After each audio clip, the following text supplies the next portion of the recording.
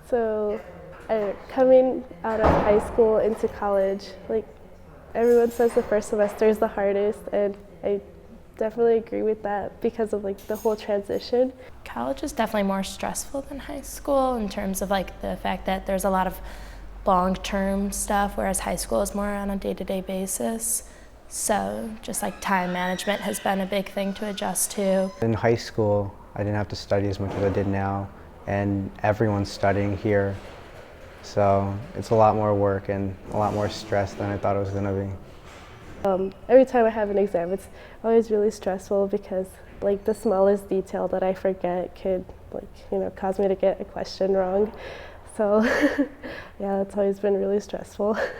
So far, I think it's getting less stressful as the year is going on, because at the beginning it was kind of so much information in terms of like moving in, finding out where your classes are, getting to know your teachers, and just not knowing how much time and effort each class required.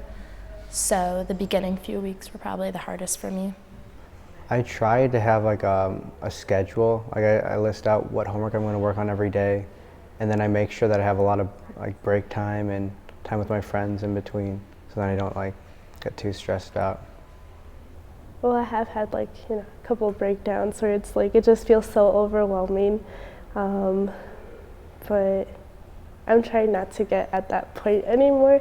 I think it's just learning to handle it. For students that are struggling with stress, I would say find something outside of school that you're passionate about, a hobby or exercising or playing a sport, just to get your mind off of school at least once a day.